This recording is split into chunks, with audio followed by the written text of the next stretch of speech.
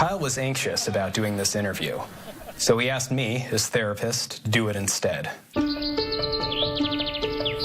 The best way to describe Kyle is that he's someone who learned all his social skills from books, written by people who learned all their social skills from books.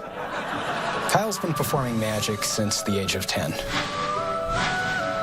Kyle does magic because he has a latent and persistent compulsion to lie. To help Kyle overcome stage fright, we intend to build him up gradually. First, he'll perform for inanimate objects, then fish, then parrots, then flamingos, and then finally asbestos. I think that Kyle will be able to perform for Penn and Teller. The therapy has never failed, and I have no doubt that he will flourish. Well, thank you for the interview, and I wish him the best tomorrow. Good night.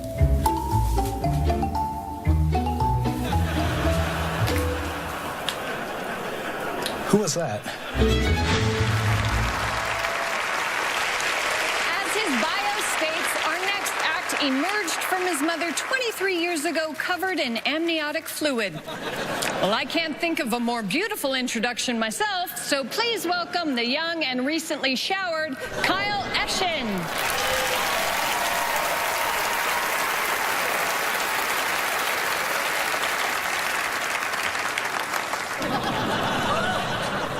So obviously, I'm a magician. I think that's the third best thing about me. The second being my hygiene. The first being the fact that I'm not an arsonist. I got my start at children's birthday parties. I'd say clever things like, "Hey kids, which hand holds the shrimp?" Wrong, you're all flawed human beings. They all loved me, though not everyone has been so enamored with my act. For instance, and this is a true story, after one show, a woman walked up to me and said, "You're rather socially awkward on stage. Do you have Asperger's?" And I thought that was a strange question to ask, because that's usually my pickup line. Now that the persona has been established, we can proceed with a rather disappointing miracle that requires the assistance of a member of the audience. If you, sir, would mind joining me on stage, let's have a round of applause for him as he makes his way out. Thank you very much for coming up here. If you wouldn't mind just standing here. No one likes to be summoned from the crowd to assist a magician, so I do appreciate it. This trick requires a very special prop, which I keep in a very special place.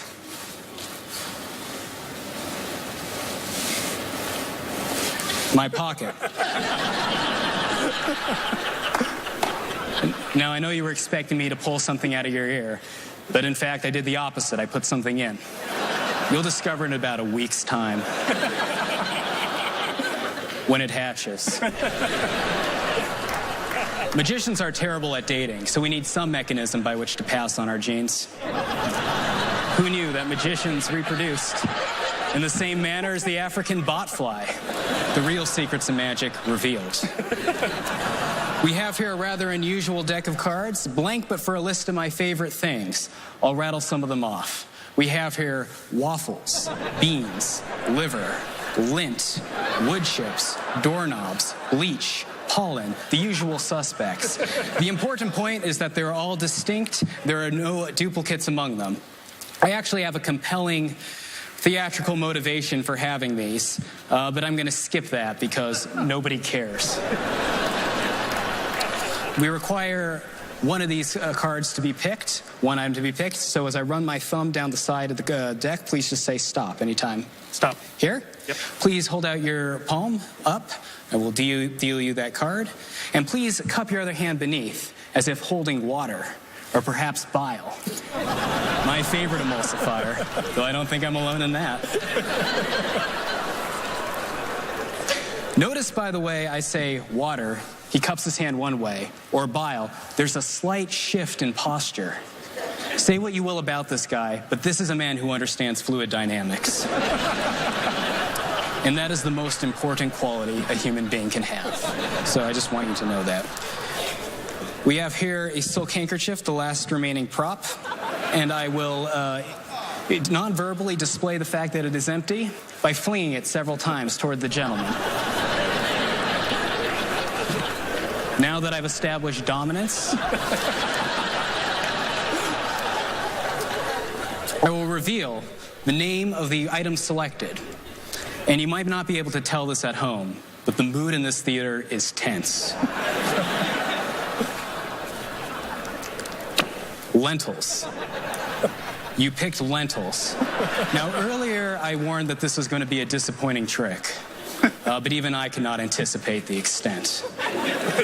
Please keep your hands cupped, sir, and rivet your attention to the handkerchiefs. Watch. As cascading forth, we find the birth of lentils. Lentils by the billions streaming forward. You may keep this as a token of gratitude for coming up here. Thank you very much for your help, so you go back to your seat. My name is Kyle Eschen. Thank you for your attention.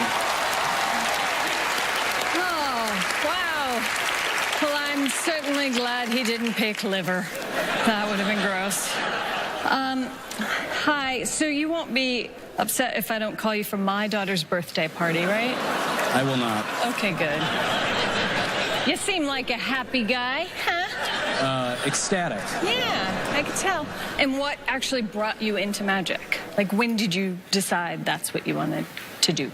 A family friend showed me a card trick, and he would not tell me how it was done. So in retaliation, I spent 13 years learning the craft. That's commitment. Is this like your character? Or is this who you are? I toned down the awkwardness for the stage. Gotcha. Good to know.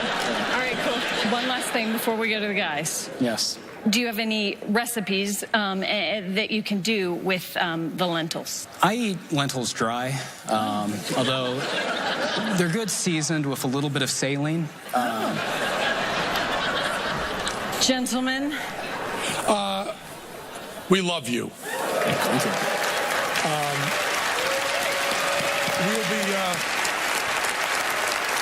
And we are going to be seeing you everywhere for the rest of our lives. You're going to do one. You're going to be a force to be reckoned with. There's no doubt about that. I really don't want to talk at all about the magic, although I love the fact, and this will serve you very well for the rest of your life, that you are able to stand with your hands as though you were palming something, even when you're not palming something. It's very natural for you. That'll be very, very useful. But I want to say that you did something truly impossible and truly amazing here. The best thing we can say about you is you are doing something that many, many magicians try to do and very few pull off, and that is, whether you fool anybody or not, you are funny. Really funny. That compliment is better than any trophy, right? I mean... That is true. All right. It's a worthwhile trade-off. Right, but you know that you probably didn't fool them, but... Not at all. That they might become a trio with you. No, maybe? You're just so funny, so great. Yes, you are so amazing, so wonderfully amusing, and slightly scary, but we love you. Okay, so thank